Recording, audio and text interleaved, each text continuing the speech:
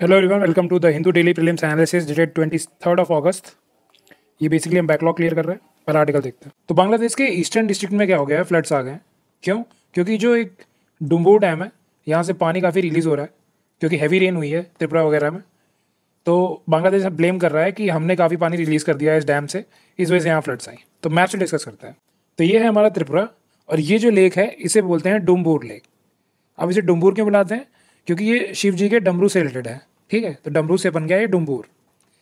अब यहीं से ओरिजिन होता है एक मेजर रिवर का, त्रिपुरा की, गोमती रिवर। गोमती रिवर या इसे गोमती रिवर बोलते हैं। ये यूपी वाली गोमती से डिफरेंट है। ठीक है, और ये यहाँ से निकलती है त्रिपुरा से, फिर ये बांग्लादेश में ड्रेन करती है और जाके मिल जाती है मेघना से।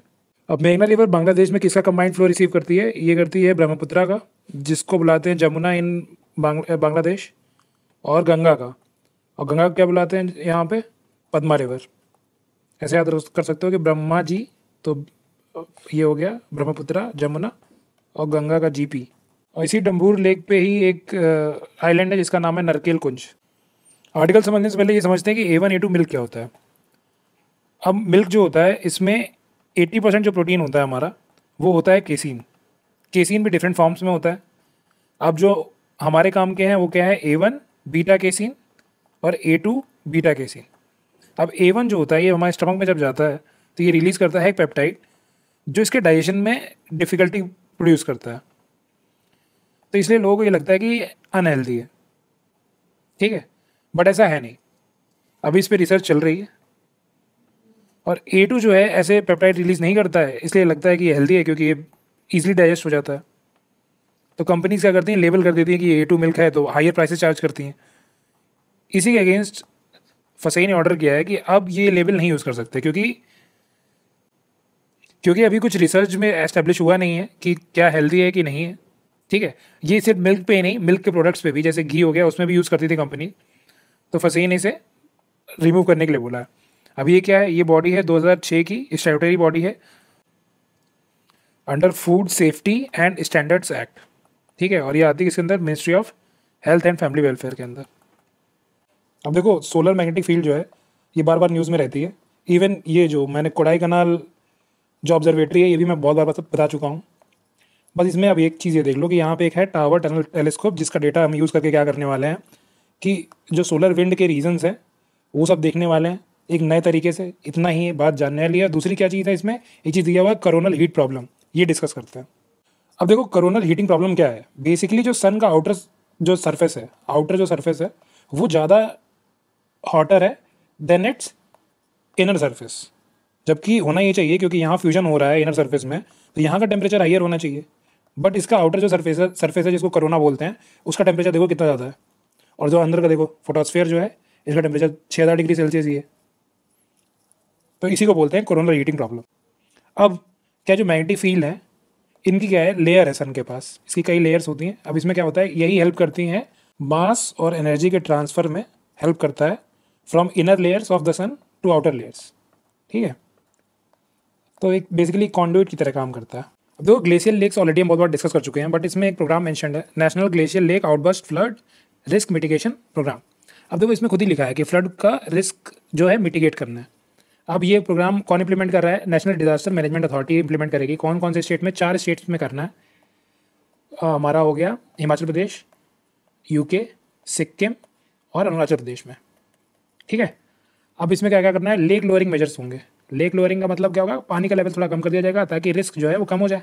और क्या है? अर्ली वार्निंग सिस्टम लगाओ यहाँ पे, और वाटर मॉनिटरिंग वगैरह करो। तो इसको AWWS करके कुछ बुला रहे हैं कि automated weather and water level monitoring system लगाओ।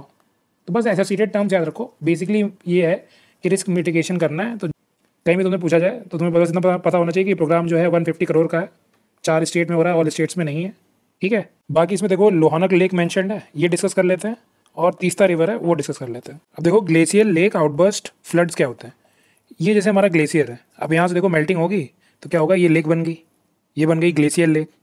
ठीक, अब ये बाउंडेड होती है ऐसे मोरेन स्ट्रक्चर। मोरेन का मतलब क्या हो गया कि जैसे कि लूज्ड सैंड हो गया या रॉक के पार्टिकल्स हो गया, इससे क्या है, ये बाउंडेड रहती है इस साइड। लेकिन धीरे धीरे क्या करेगा, इसको ये इरोड करने लगेगा, और जब ये इरोड हो जाएगा ये पोर्शन, तो ये अचानक से इसका जो पानी है बहुत ज़्यादा ये रिलीज हो जाता है, तो उसको बोलते हैं ग्लेशियर लेक आउटबर्स्ट फ्लड्स। ठीक है, अब देखो ये लाचेन जो है ये भी एक ट्रिब्यूटरी है तीस्ता रिवर की, और ये है लाचुंग ये भी ट्रिब्यूटरी है तीस्ता रिवर की। तो इनडायरेक्टली जो लोनक रिवर हो गई ये भी किसकी ट्रिब्यूटरी हो गई, तीस्ता रिवर की।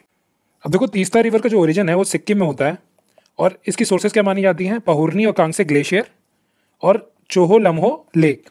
ठीक है, इसका 17% जो बेसिन है वो लाई करता है बांग्लादेश में, बाकी मेजर प्रेशर बेसिन जो है वो इंडिया में लाई करता है।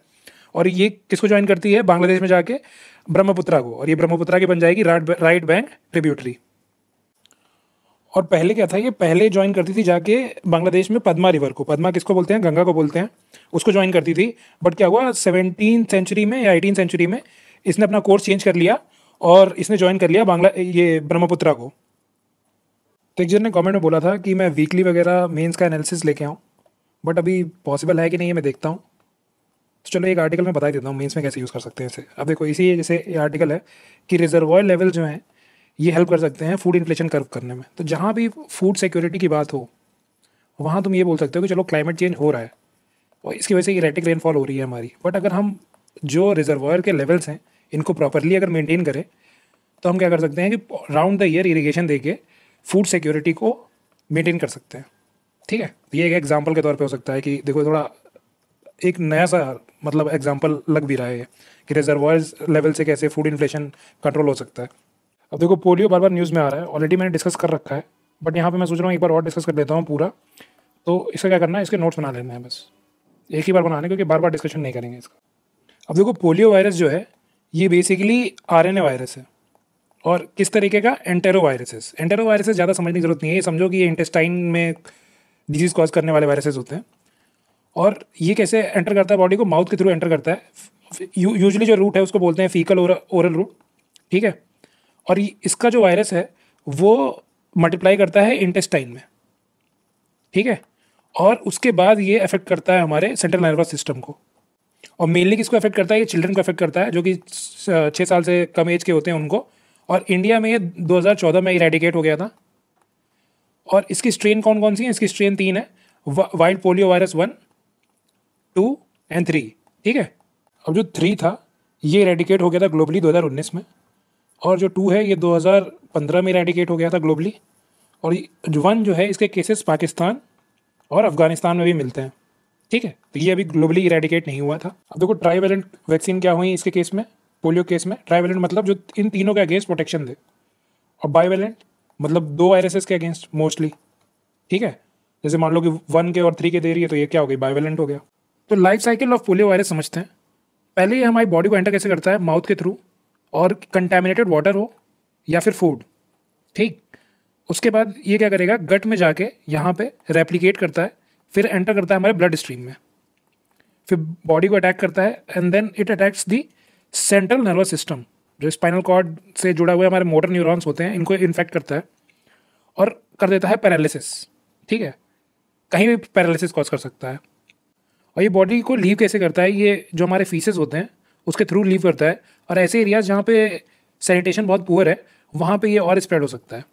ठीक है, अब 2 तरीके की पोलियो वैक्सीन है, कॉमन है। पहली कौन सी है, इनएक्टिवेटेड पोलियो वैक्सीन, और दूसरी है ओरल पोलियो वैक्सीन। अब इनएक्टिवेटेड पोलियो वैक्सीन में क्या है, जैसे इनएक्टिवेटेड लिखा है इसका मतलब क्या है, जो वायरस होता है इसको किल कर दिया जाता है। कैसे, फॉर्मेलियाइड डाल के किल कर दिया जाएगा, फिर इसको इंजेक्ट किया जाता है। अब ये सीरिंज के थ्रू इंजेक्ट करती है ब्लड स्ट्रीम में, तो ये यहीं पे प्रोटेक्शन जनरेट करती है। ठीक है, और एक कंसेप्ट होता है हार्ड इम्यूनिटी। हार्ड इम्यूनिटी ये प्रोवाइड नहीं करती है। अभी देखते हैं कि हार्ड इम्यूनिटी होता क्या है। हार्ड इम्यूनिटी समझने से पहले हम ओरल पोलियो वायरस देख लेते हैं कि कैसे इसमें होता है। अब देखो इसमें क्या होता है कि वैक्सीन हमने दे दी ओरली, जो 2 बूंद जिंदगी वाली हो गई। ठीक है, अब ये वैक्सीन एंटर करती है हमारे इंटेस्टाइन में, और यहाँ से हमें इम्यूनिटी प्रोवाइड करना शुरू कर देती है। अब मान लो क्योंकि वायरस अब देखो हमारे इंटेस्टाइन में एंटर कर गया है, तो जब हम फीसेस निकलेगा जो हमारी बॉडी से, फीकल मैटर, तो क्या होगा, इसमें थोड़े वायरसेस तो होंगे ही ना। अब देखो ये वायरस क्या है, ऑलरेडी वीकेंड हो चुके हैं। अब मान लो कोई इनडायरेक्ट एक्सपोजर में आ जाता है इन वायरस के, दूसरा पर्सन, तो उसकी बॉडी क्या करेगी, इस वायरस के अगेंस्ट इम्यूनिटी जनरेट करेगी। अब क्योंकि वायरस वीकेंड है तो इम्यूनिटी जनरेट करके इस वायरस को किल कर देगी। अब उसके अंदर क्या हो गई, इम्यूनिटी जनरेट हो गई। तो ऐसी ही चीज़ें धीरे धीरे क्या होगा, ऐसे ही और लोगों में भी ये चीज़ ऐसे ही जनरेट होती जाएगी, तो एक पॉपुलेशन में प्रॉपर इम्यूनिटी जनरेट हो जाती है। तो इसको बोलते हैं हर्ड इम्यूनिटी, जहाँ पे आप एक लोग की इम्यूनिटी जनरेट करो तो रेस्ट पॉपुलेशन में अपने आप जनरेट हो जाती है, प्रोवाइडेड पॉपुलेशन का जो इम्यून सिस्टम है वो काफ़ी स्ट्रांग है और सैनिटेशन वहाँ अच्छा है।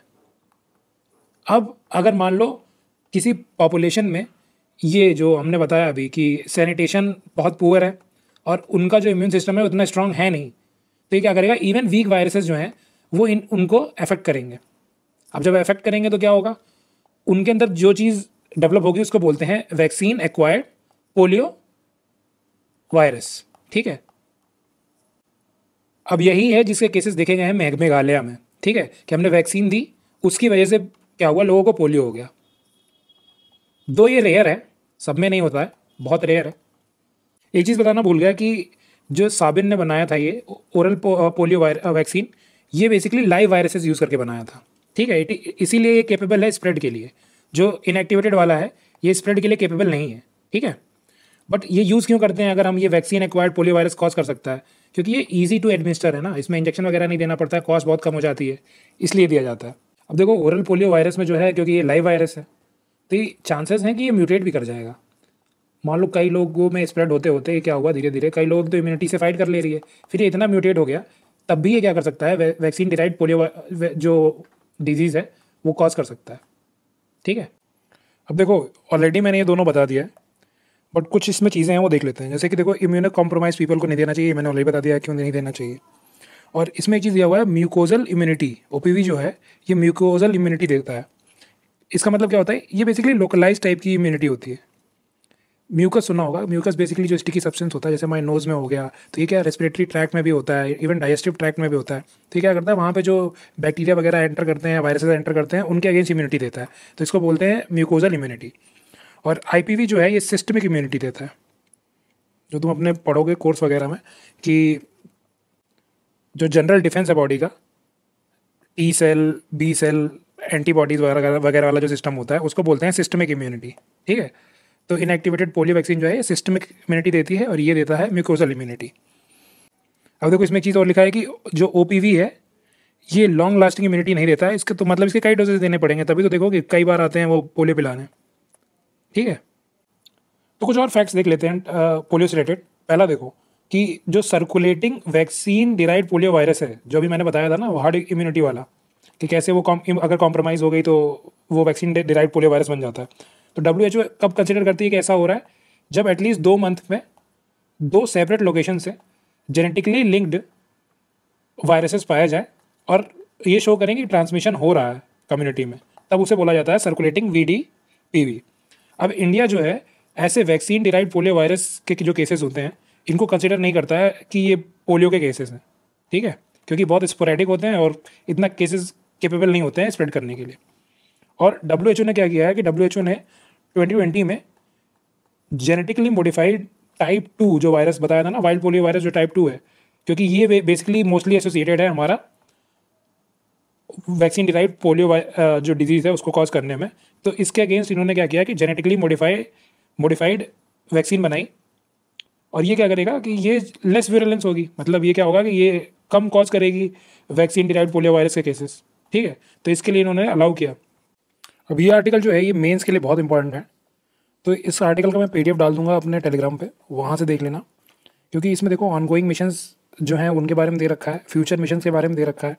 तो अगर मेंस में पूछे कि इसरो क्या कर रहा है in relation to space activities, future prospect क्या है, हम क्या क्या करना चाह रहे हैं, तो उसके लिए इंपॉर्टेंट है, तो इसलिए डिस्कस नहीं कर रहे हैं। ऑलरेडी मैंने आदित्य 11 तो बता ही रखा है, गगनयान भी बता रखा है, और ये इतना इंपॉर्टेंट भी नहीं है क्योंकि अभी ये लॉन्च नहीं हुआ है। एक्सपोसैट एक बेसिकली नहीं बताया, तो जनवरी में लॉन्च हुआ था, ये एक्सरे में थोड़ी स्टडीज़ वगैरह करता है, तो इतना मेरे को काम का नहीं दिखता है रिलेम्स के पर्सपेक्टिव से। और इवन जिस सोर्स से भी तुम मेंस के लिए पढ़ रहे होगे वहाँ पे ये सारे मिशन मेंशन होंगे इन डिटेल, तो यहाँ बताने का कोई मतलब नहीं। ठीक है, बाकी FDI के नॉर्म्स वगैरह देख लेना इसमें।